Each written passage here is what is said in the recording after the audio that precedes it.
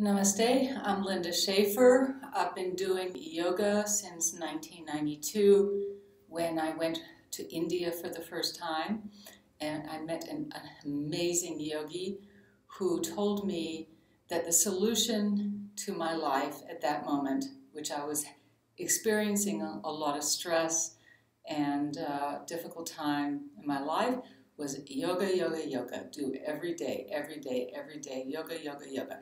So I went up onto his rooftop every night, Dr. Rao, and did yoga, yoga, yoga. And I'm doing it ever since. And obviously, I'm not as limber as I was in 1992. This is now 2014, but I still do a lot of yoga. I'm in Saudi Arabia, and I'm going to show you a couple little stretches, and maybe I'll start doing a few more and light the room. But today, I just feel inspired to show you a couple stretches that are really good for the lower back. Okay, so I'm going to move back since I'm recording this on my little Mac. Oh, okay. Let's begin by that wonderful, easy cross-legged posture in the Chin Mudra.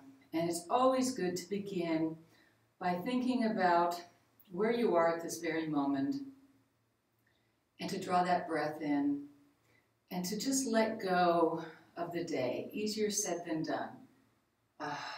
We're drawing that breath in, that prana energy, and we're coming back into this space of now, the presence. And each day our presence is different. Each day today is different than yesterday. So what is it that we are facing at this very moment? And we are the best people at creating illusions in our own life. And we think we're going to find those answers through our own minds, but the best way to let go of those illusions is to let go of all those fleeting thoughts that go through the mind. So we want to be in the present. We want to be right here, right now, which is always so hard to do. So a great way of doing that is just by sitting and opening the heart, opening the mind, letting go of the thoughts, the busy thoughts, by imagining that we're in a space right now between thoughts, that the thoughts are pulling apart like the fascia, stretching apart, and the space between the thoughts is lengthening. And we begin in the Chin Mudra, and we just begin with a Ujjayi breath, breathing, inhaling deeply.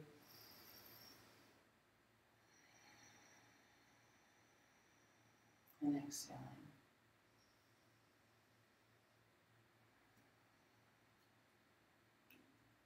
Seeing where you're holding the tension in the shoulders and the jaw, and letting go. Let's begin by just placing the hands on the knees, and we're going to do these beautiful circles, opening the chest, reaching over to 360 degree stretch. Contracting, opening. Very good for the lower back.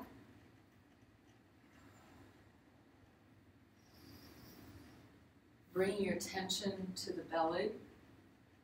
Even placing the hands sometimes on the belly so you feel the energy moving. Or on your lower back.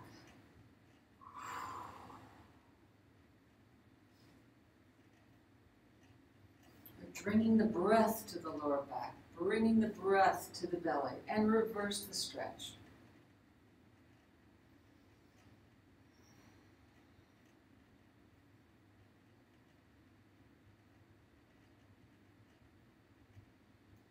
And you can do this as long as you want. 5 minutes, 7 minutes, come back to it.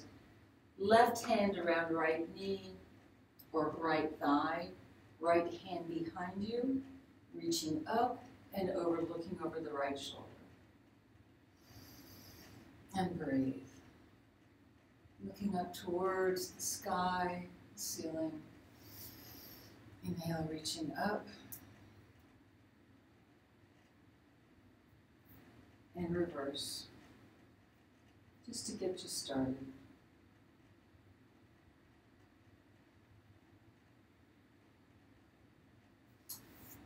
One of my favorite postures in yoga, it's a yin posture, and it's a great way to start a practice or to end a practice, and that's the Sphinx. So we're going to lie on our belly,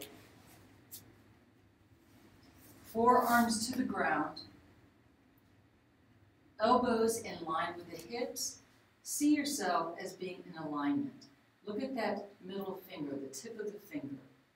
It is in line with the middle of the wrist, which is in line with the middle of the elbow. And imagine, see that line all the way from your middle finger down to your middle toe. Now we're not just lying here with our arms on the ground. We're using that energy to press into the forearms, draw the chest through the arms, and if you can, tilting the chin up to elongate the natural curve of the back of the neck. And we're putting pressure on the lower back because we want to increase the natural curvature of our lower back as well. And that compression is excellent through this asana of the Sphinx. And you want to feel it. You want to feel the movement, the static movement. Because we are always moving even when we're static. So see where you're holding the pain in the lower back and kind of shift a little bit to see where you can add a little bit more compression.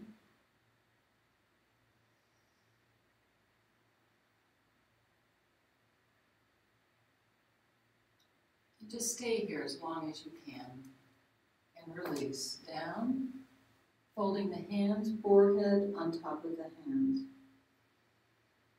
And release. From here, we're going to do another wonderful stretch for the lower back. It's a seal posture, opening the hands like the flippers of a seal. And we're going to press those hands down into the ground. Open the arms straight. Press the hips into the ground. Don't hunch the shoulders. Open that chest and looking up towards the ceiling. And holding that for as long as you can.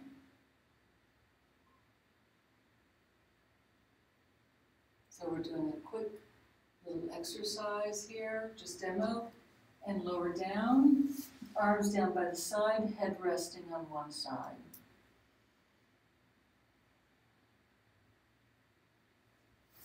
Hands close to the chest. Inhale up to hands and knees.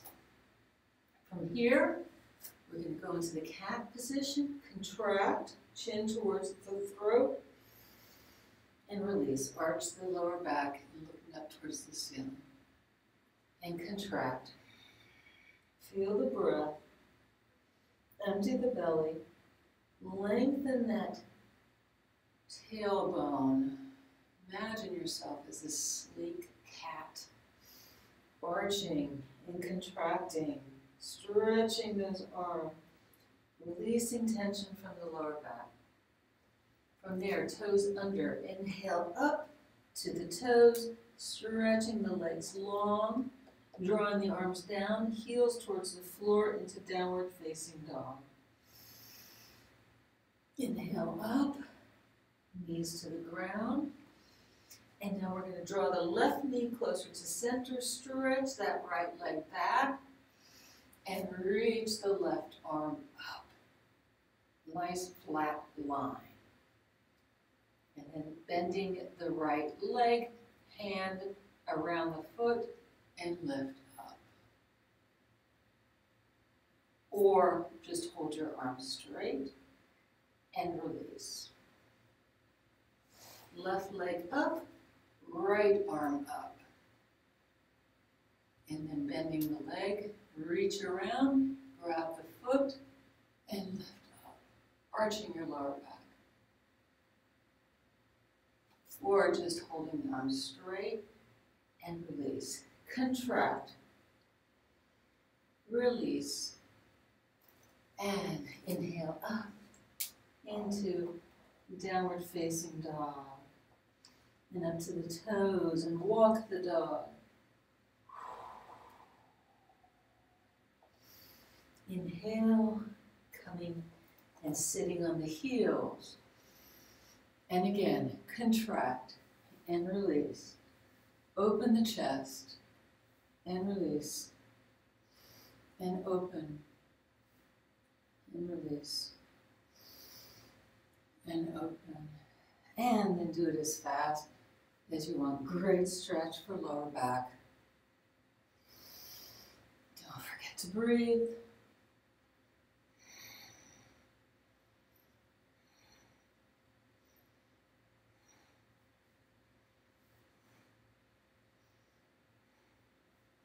Coming over into easy cross-legged posture. Again, feel that breath. Open the spine, lengthen the spine, pressing the thighs towards the ground.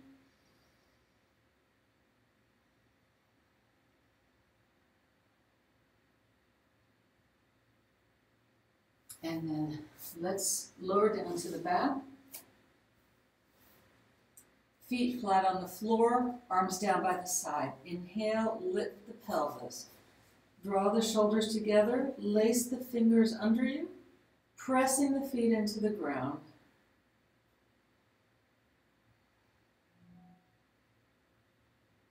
And just hold that as long as you want. There's many ways to do this.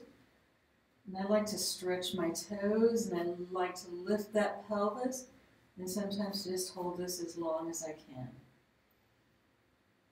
And then slowly lower down one vertebrae at a time until you feel everything just settling into the ground.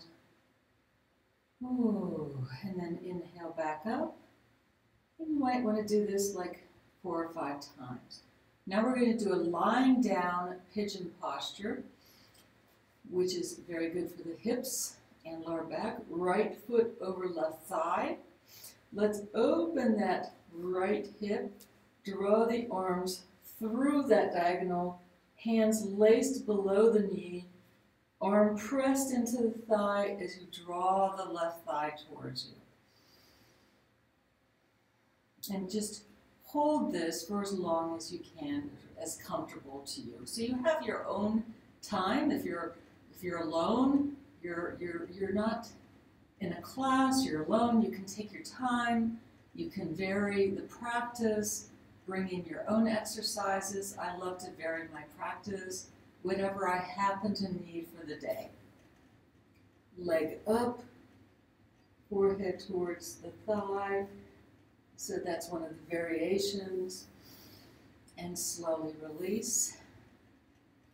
And sometimes I like to just stretch my legs up, hands below the buttocks, flexing the heels down towards the ground, pointing the toes. Inhale up and flex. And doing that like 10 times. Inhale up.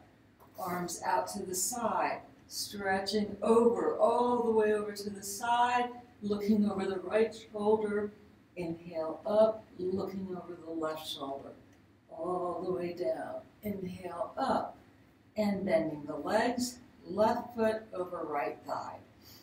Inhale, the arms through the diagonal, lacing the fingers, pressing the left elbow towards the left thigh, and then drawing your right thigh towards your belly.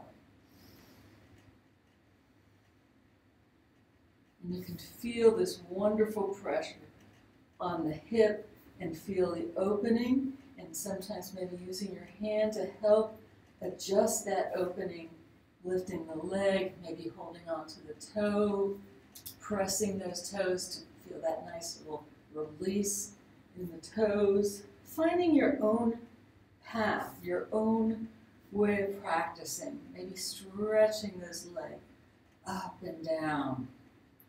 finding your own yoga dance. I love doing my own exercises without following anyone's routine, and you create your own routine. And you do all kinds of different variations depending on how you feel on that particular day. Sometimes at night, it's better to do the yin practice. During the day, a faster Ashtanga practice. Depends on how you feel. So this was my first little lesson from Saudi Arabia. Namaste, and welcome to my new home, and maybe I will offer you my little insights from time to time.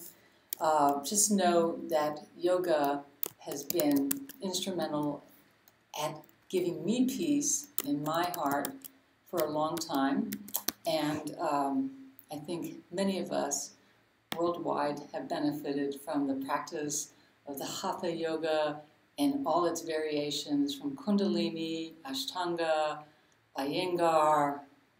So, namaste.